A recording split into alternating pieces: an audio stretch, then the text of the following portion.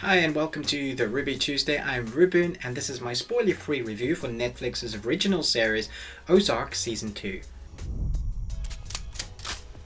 Ozark Season 2 picks up pretty much where Season 1 left off. When we last saw the Bird family, they had a massive decision to make on whether to remain together in the Ozarks and continue to serve the cartel and launder money. Your father's laundering money for a Mexican drug cartel. Season 2, for reasons I won't go into because of a major plot spoiler, the Bird family is still in the Ozarks. I don't know what happens next. In order for Marty, Jason Bateman, to continue to launder money for the cartel, a plan of creating a casino is put together on the land that is owned by the Snells. Now, if you've seen Season 1, then you'll know that they are not the easiest family to get along with. And that is the major overarching story. Marty and family must build a casino with the Snells, the cartel, the townsfolk, political players, and other nefarious characters. All of this must be done to a timescale that's set by the cartel. You do realize that you're betting everything on being able to pull this off? Yeah. When the first season came out, I watched the trailer and thought it looked okay, but I didn't think that it was for me. I just let it pass me by. Maybe you thought the same. It wasn't until recently that I thought that I'd at least give the pilot a go, just to see if it's something that I may like. The first episode, as you'll know if you've seen the first season, is freaking awesome, and probably some of the tensest drama you're likely to see on TV. Needless to say, I was hooked and I watched all 10 episodes over the next 3 evenings. So when Netflix said, hey, we've got Season 2 for you to review, I was really excited, so I jumped at the opportunity. Season 1 was all about Marty and his family reacting to a situation to try and stay alive. But Season 2 actually feels more like Season 1, just a continuation of it. It's a singular narrative drawn out over many episodes, so it's really easy just to settle back into the story again. What's interesting about Season 2 is seeing the effect that this new life has had on not just the Bird family, who are trying to adjust to what the new normal is, but how the effects of what they've brought into the Ozark has affected the local families, and it has massively. This is what I think makes Ozark stand out against some of the best dramas out there. The story takes a relatively dysfunctional, normal kind of family and puts them in the middle of a chaotic mess, a situation, and then forces us, the viewer, to watch the situation spiral out of control. We go back in that house, we go to bed, we wake up in the morning, we kiss the kids. That's exactly what we do. You are willing them not to make certain choices when you watch the series, not to make those bad choices that you know they're probably going to make. You hold your breath in almost every episode where the intensity is heightened so much more because you don't really know what's going to happen. You know it's going to be bad, but you're still really on edge. Obviously, Ozark would not be as intense as it is if it had a bland story and script. Thankfully, the script and dialogue and story feels really fresh.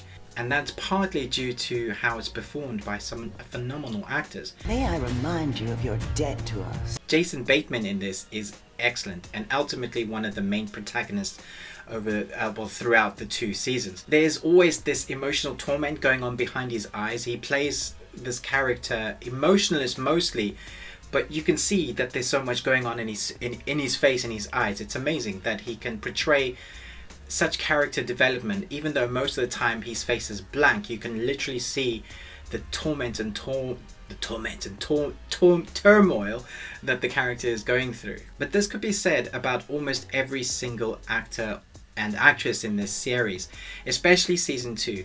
Where Season 1 set up the world, Season 2 follows many storylines which all kind of intersect and lead into one, which in turn has allowed the writers to flesh out the backstories of the other characters. Have you killed other people? Of course do not kill people. Okay, guys, that's it. Please, to school. When the Birds moved into their stunning new home, it came with a condition. It came with a resident named Buddy who would live out the rest of his days in the basement. Harris Yulin plays Buddy, and damn, he is great in this season 2. Every scene with him is just so rich. And this is the problem of the series, if you can call it a problem. There are so many scenes that left me emotionally broken. Every episode I would say with my inner monologue that this is my favorite character, and then a new episode played and I was like, damn, nope, that dude or that dudette is my favorite character now. Even the bad guys who you're supposed to hate, the story fleshes them out as well, and you end up loving their characters, not what they're doing, but how they're performed. But a lot of these incredibly acted scenes comes down to the cinematography and direction. Without getting into the nitty-gritty of things like shot composition and framing and coloring, I just wanted to mention the filming because of what you see in the frame.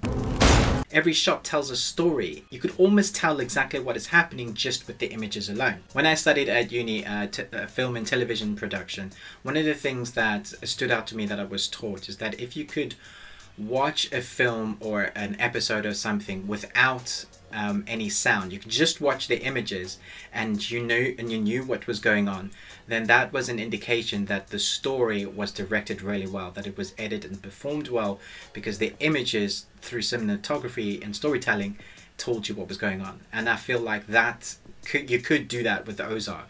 The images are quite profound and striking and visually just beautiful. A lot of the shots in Ozark are very mise-en-scene, kind of. They put a lot of what's happening all in the same shot. No quick jump cuts, no quick editing. You get to experience every morsel and frame. It's beautiful to watch. When the scene changes to something close and personal, the lighting is perfect and breathtaking. The pacing of these shots are perfectly timed. It's a very well paced series. Which leads me to the directing. Jason Bateman was first attracted to the project because of his desire not only to act but to direct as well. In fact, the first 2 episodes of season 2, which sets the tone for the entire 10 episodes, is directed by Mr. Bateman. I was also amazed at how many directors there are throughout the series. I would think that the feel and tone of the series would change with each new director, but that hasn't been the case.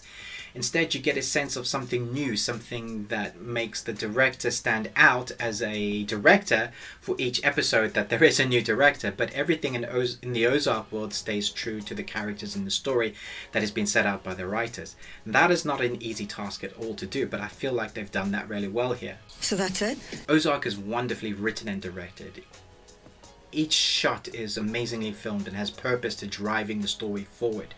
Each acting scene is filled with the weight of the story that they are telling.